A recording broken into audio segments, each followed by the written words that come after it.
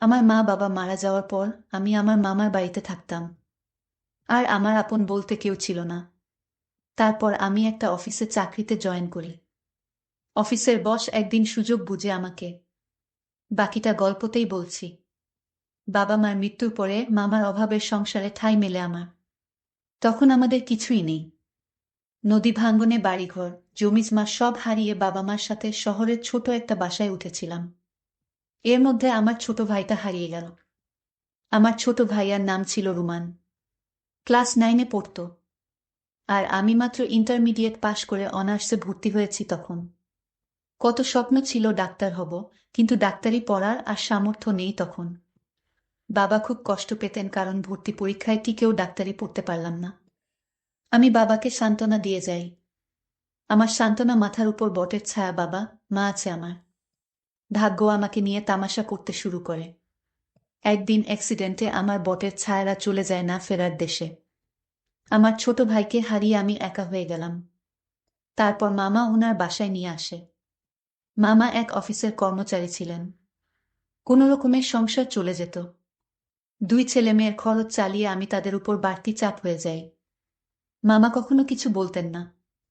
কিন্তু মামি কেন চুপ করে থাকবেন? ছুটা কাজের মহিলা বিদায় হলো।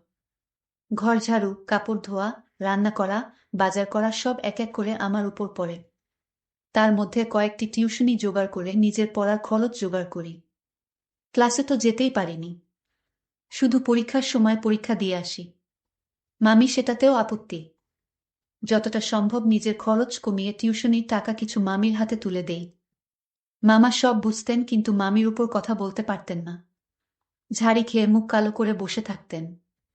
এভাবেই মামির সংসারে গায়ে খেটে পড়াশোনা শেষ করি। মামাতো ভাই, বোন হিমেল আর নীলুফা মামিকে লুকিয়ে আমার কাজে অনেক সাহায্য করত।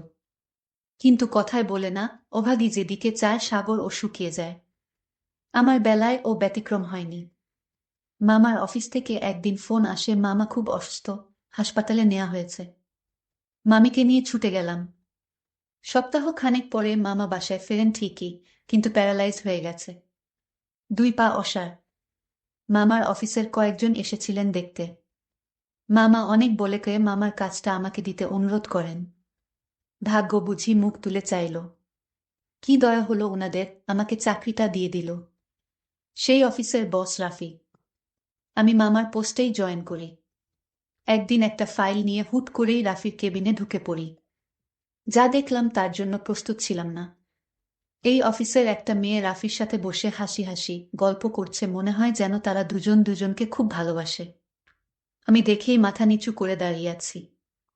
এই মেয়ে, নক না করে আমার কেবিনে ঢুকার সাহস হয় কি করে তোমার? রাগে গড়গড় করতে থাকে Rafi. I am sorry sir, ভুল হয়ে গেছে। আসলেই আমি অন্যমনস্কভাবেই নক করতে ভুলে গেছি। কোথা থেকে এসব জুটেছে কে জানে। এই মেয়ে বাবা মা ভদ্রতা শেখায়নি। নাইমা নামের মেয়েটি এগিয়ে এসে বলল। এই মেয়ের মুখে ভদ্রতার কথা শুনে মেজাজ কারাক করছে আমার। আমার ভুল, আমাকে আরও কিছু বললেও মেনে নিতাম। কিন্তু আমার বাবা মাকে নিয়ে কেউ কিছু বললে আমি সহ্য করতে পারি না। এক্সকিউজ মি ম্যাম, আমার ভুল হয়েছে, আমি স্বীকার করছি। কিন্তু তাই বলে আপনি আমার মা বাবাকে তুলে কথা বলতে পারেন না। আর ভদ্রতা কাকে শেখাতে হবে সেটা তো দেখতেই পাচ্ছি। নিমা আমাকে চড় মারার জন্য হাত তুলতেই ওর হাত ধরে ফেলি। এক ঝাটকায় হাত সরিয়ে দেই। আমার ব্যবহারে নিমা বোকা হয়ে গেছে। ভাবতেও পারেনি এমনটা করতে পারবো। রাফি এত সময় শুনছিল। এবার এগিয়ে আসে। এই মেয়ে, তোমার তো খুব সাহস দেখছি। স্যার, আপনার মিটিংয়ের ফাইল রেডি। Excuse me. ফাইলটা ডেস্কে রেখে আমি বেরিয়ে আসি। মাস খানেক কেটে যায়। নিমা আমার পেছনে লেগেই আছে। আমি সতর্ক থাকি যাতে আমার ভুল ধরতে না পারে। রাফি সেদিনের পর আমাকে কিছু বলেনি। কিন্তু এক সপ্তাহের মধ্যেই আমার পোস্ট পরিবর্তন করা হয়। আগে মামার পোস্টে থাকলেও এখন আমি রাফি পি.এস। রাফির পাশের কেবিনটা আমার। এদিকে মাসের শেষে অফিসে একটা পার্টির আয়োজন করা হয়। পার্টি চলাকালীন আমি এক কোণায় দাঁড়িয়ে থাকি। এসবে আমি অভ্যস্ত নই। হঠাৎ খেয়াল করলাম সকলের মধ্যমণি রাফি নেই। কিছুক্ষণ পরেই রাফির ফোন। একটা জরুরি ফাইল নিয়ে কেবিনে যেতে বলে। নক করে কেবিনে ঢুকে দেখি রাফি চেয়ারে নেই। কেবিনটার একপাশে বসার জন্য আলাদা জায়গা আছে। তার পাশের জানালার কাছে রাফি দাঁড়িয়ে আছে। রাফি আমার দিকে তাকিয়ে আছে। রাফি আমায় বলল, তুমি আমাদের সাথে থাকতে পারো অনুষ্ঠানে।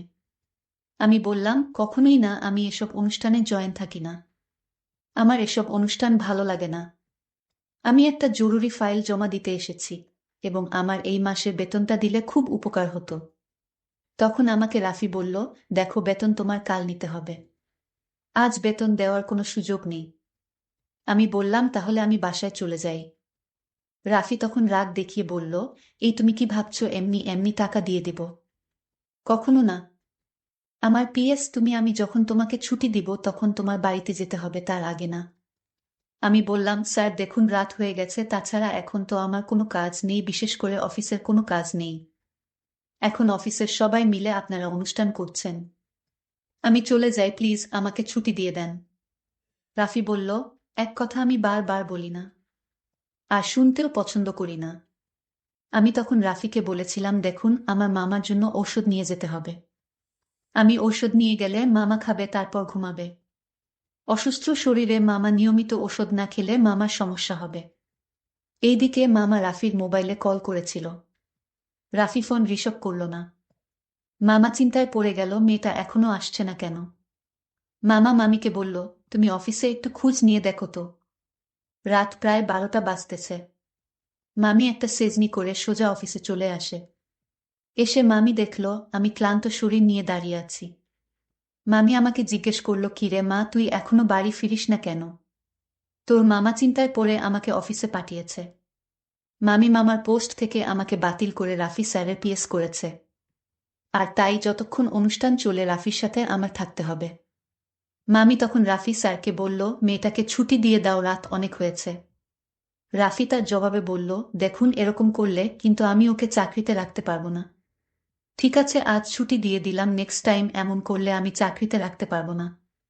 ঠিক আছে। তারপর মামি আমায় বাসায় নিয়ে ফিরল। মামা বলল, মা কি হয়েছে, এত রাত হলো কেন? মামাকে আমি সবকিছু খুলে বলি, কিন্তু কিছু করার নেই, আমার মামা অচল চলতে পারে না। আর এখন যদি আমি এই চাকরিটা না করি তাহলে মামাকে দেখাশোনা করার মতো কেই থাকবে না। তাই বাধ্য হয়ে আমার চাকরিটা করতে হলো।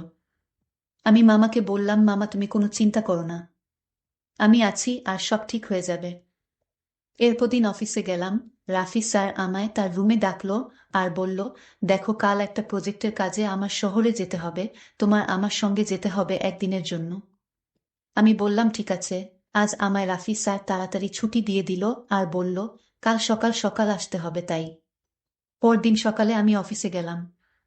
স্যার বলল, তোমার কিছু কাপড় চোপড় নিয়ে নাও, কারণ আজ না ফিরতে পারলে আমাদের থাকতে হবে।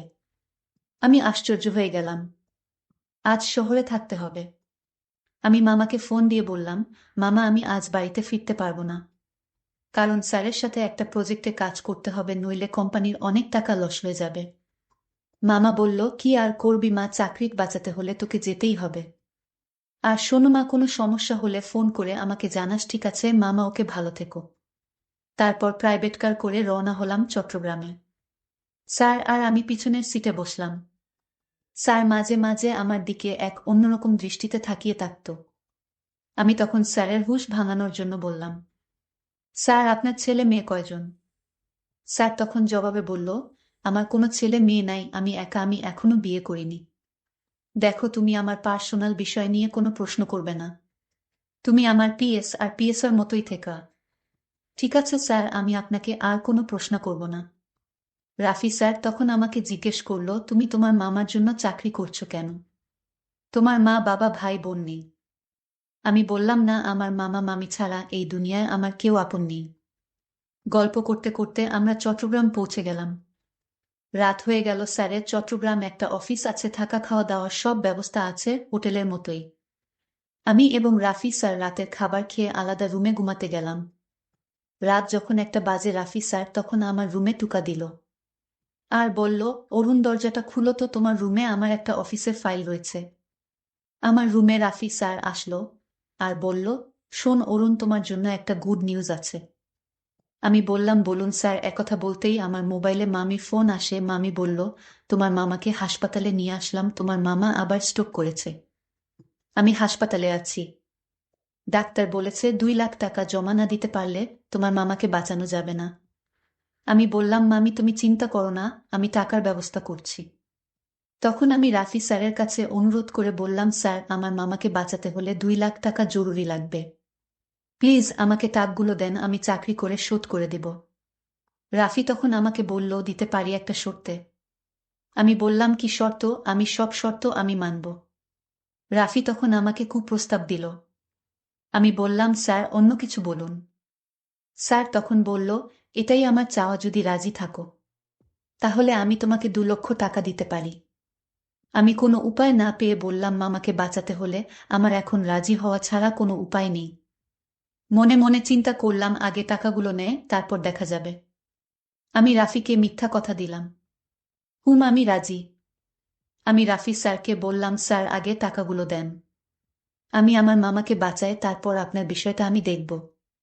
রাফি তখন ব্যাংক চেক দিল। আমি টাকা তুলে মামা যে হাসপাতালে আছে সেই হাসপাতালে আসলাম। মামি বলল, মা তুই এত টাকা কোথায় পেলে? আমি বললাম, আগে মামা সুস্থ হোক তারপর সব বলছি।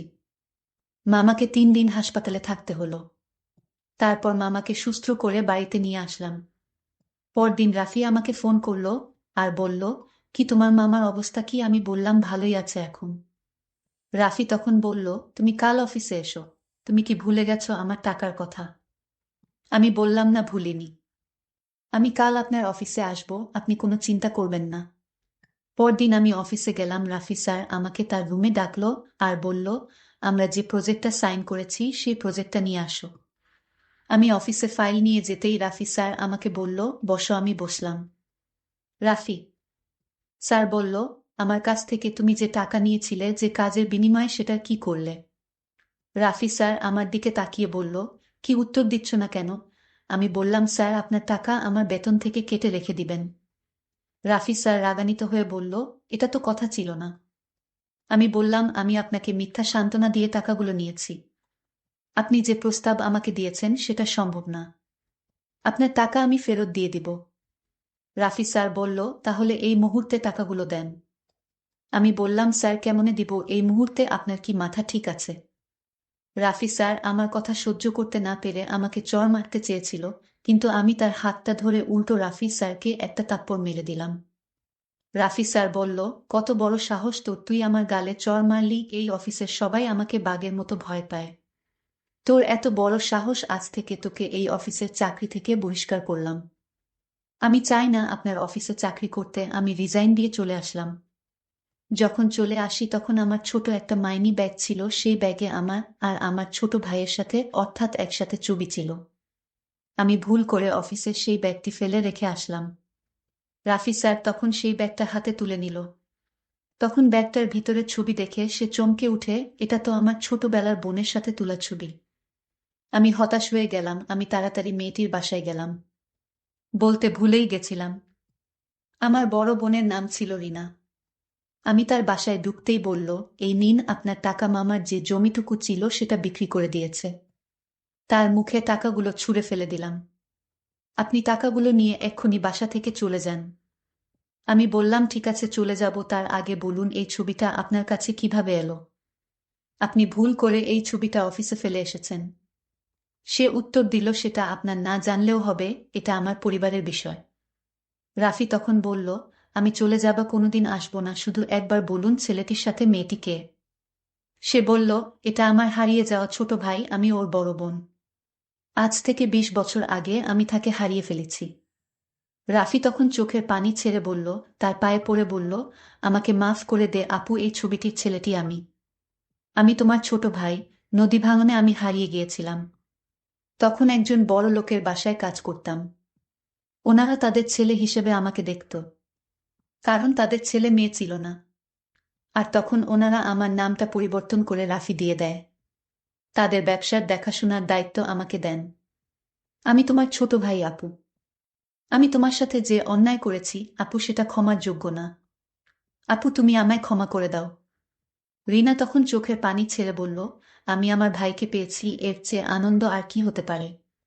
প্রিয় বন্ধুরা, গল্পটি তোমাদের কাছে কেমন লাগলো তা অবশ্যই কমেন্ট করে জানাইবা। আর এরকম নতুন নতুন গল্প পেতে আমাদের চ্যানেলটিকে সাবস্ক্রাইব করে পাশে থাকবেন। ধন্যবাদ।